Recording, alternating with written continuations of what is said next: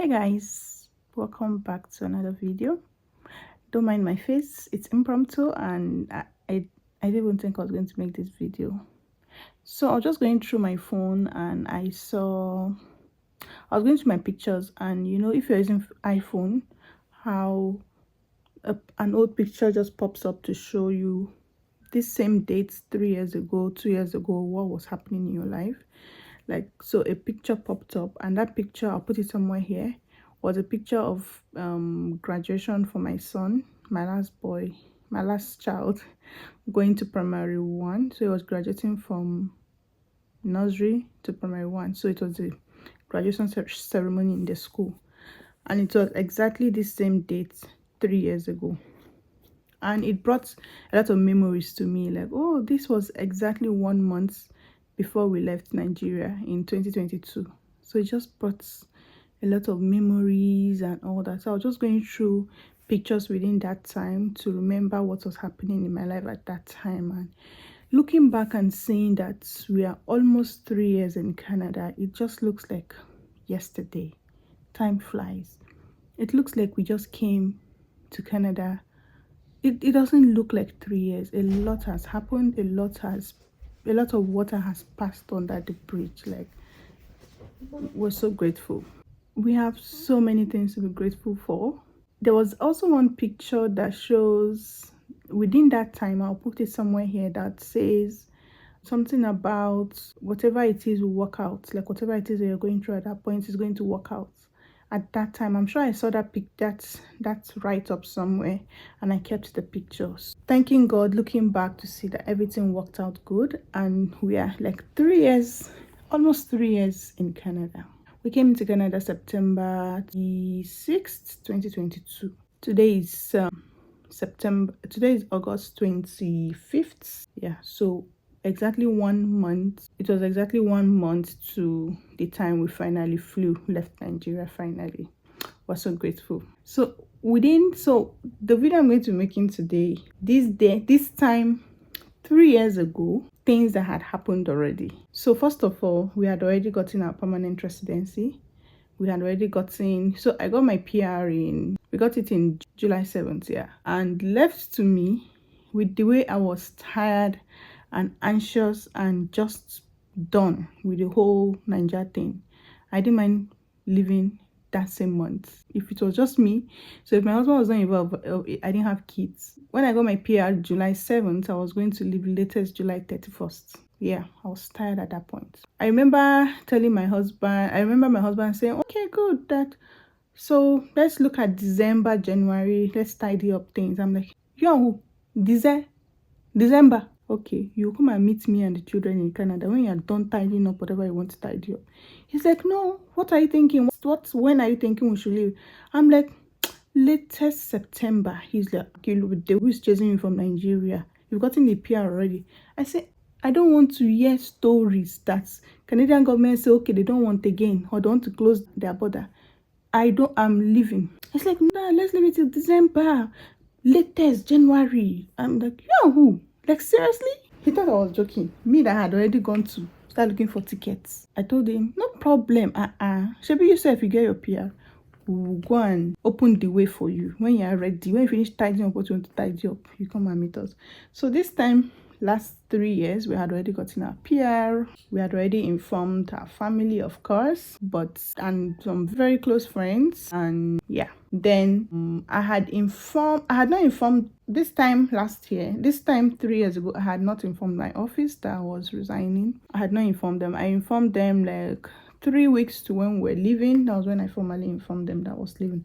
I was supposed to actually give like 2 months notice, 2 weeks notice, but I just felt like I was in Sokoto State, and I just felt I should notify my company earlier so that they could do like replacements, start conducting interviews and all that before I leave. I just felt that loyalty towards them. But normally some people even left before even telling them. Some people, they just left, they resigned from abroad, but I just felt I should do the needful, and I told them earlier. So at this point, we had already started selling our things. In fact, so we started selling our things, and the pace at which things were going, our house was already looking empty. It was already becoming obvious that something was going on. So I just told my husband that, okay, let's tell them, okay, we agree you bought this stuff, but you pick it up when we leave. You pick it up after so and so date so that we can use it, so that the house will not be empty and scanty. Like, they had already started packing everything. I was like, no, no, no. In fact, the maid was already like, what is going on? What's happening? We're already, a lot of things were already moving. People were already coming to look at things. And what we told them was like, we're relocating back to Abuja because we left Abuja. I was in Abuja, my husband was in Sokoto. So I came from Abuja to Sokoto around 2019. So we're just telling a few people that we're going back to Abuja, so we wanted to sell our things. We didn't want to move with the stuff. That was the story we were giving. Until one guy that my husband, so the guy knows a lot of people in town. He knows, all those area guys that know how to help you if you want to sell something. Like, he has people. We told this guy in confidence, so that we don't want anybody to know, not knowing that he was already broadcasting the news that they're going to Canada. That's why they're selling their things. So people we didn't even expect to know that we're traveling abroad we're aware, and they were even. So how we got to know was a client of ours, that because my husband and I work in the same industry, right? In the same pension industry, but different companies. So we work together with one particular client. So the guy knows our family. He even knows my parents, because my parents also are in Sokoto. He now called me one time. So congratulations. I had the good news. I learned you are going to Canada. I'm like, how? I was shocked because we're not that close. There's no how I would have gone to tell him that we're relocating. Like, he would just have known that I have left my company. He wouldn't even know what happened to me. I was so shocked, and I was like, how did you know? It's so person that told us. He told us that you are relocating. We were shocked. We now contacted him. Why are you broadcasting this? Why? I said, he just felt to tell people that it's a good thing. I said, which kind is a good thing? And within that time, there was insecurity issues in Sokoto State, where there was a lot of kidnapping and all that. Like, at that particular period, it was really tense in Sokoto State. So everybody was just being careful. We had a case within our residence that they came into somebody's house and removed him from his house. They kidnapped him. So everywhere was tense. And you know how the mentality of some people is that you're relocating, they just assume that, okay, these people have money, these people, they are this, they are that. We just didn't want any wahala. So we were being very, very secretive. So at that point, and even some people were even calling my parents to congratulate them that we're leaving. It was so bad at that point. So at that time, we now stopped. The school had vacated then. So we now stopped. Within that period, we now stopped our kids from going to Islamic school. So they used to go to Islamic school. So we stopped them from going anywhere. We informed the guard, the security guard, that these kids are not going anywhere. If they are going out, it means we are together with them. They're no more going to school. They're no more going to Islamia, and no visitors in, no visitors out. Like, the security was tight because a lot of people now knew, neighbors knew what we were doing. People that were even lying to that were relocating back to Abuja. Some of them got to know that we're moving to Canada, and so we're very security conscious. So bad that we were so conscious of it that even when we're driving back home, like, we just used to feel very conscious. When you're driving into your residence, you'll be looking back to see if anybody's following you or something, because that was not what we wanted. To just live quietly, but the guy helped us to broadcast it. And Sokoto is a small town. News flies very fast, and people, we're not popular, but within our small community, people knew us. So it was everywhere. Our colleagues in other industry knew about it. It was so bad. And again, the one other thing that was happening at that point was that we're looking for a house in Canada. We're looking for a house in Winkler, where we're coming to. We did not get house. The time was drawing very fast to when we're going to relocate, but there was no house. Housing was so tight. It's still very tight now, just that the government is doing a lot of building of apartments. Like where we are now in Winkler, there's a lot of apartments that have been built within a year, a lot of apartments, so newcomers have places to stay. It has eased off a bit. It's still hard, but it has eased off a bit compared to when we came in. There was no house. In fact, the family we also came in together with, up to when they landed, didn't get a house. So we were contacting the property real estate guys here. We're contacting them. no house. We'll see a picture of a house, it's taken, they're not giving us. And time was drawing in, so we're like tense that we don't want to go and inconvenience the family that we have here. We didn't want to inconvenience anybody. We're a family of 5, husband, wife, and 3 children. So how are we going to carry ourselves to somebody's house and go and stay?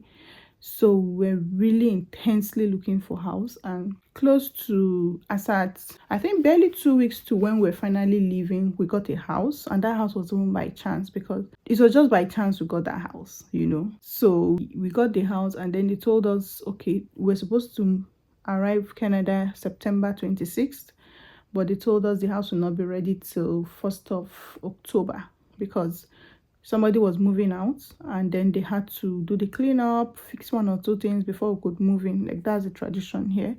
So they told us we cannot move in directly, and we had already booked flights. We cannot push it at that point. We couldn't push it because to incur more cost, more wahala, like we have. So we now started looking for either we'll stay in hotel for those 5 days, or we're going to book Airbnb. So when we got the house, we now started wahala of looking for Airbnb or hotel we're looking for. So we stay in Winkler, but there was no Airbnb available in Winkler.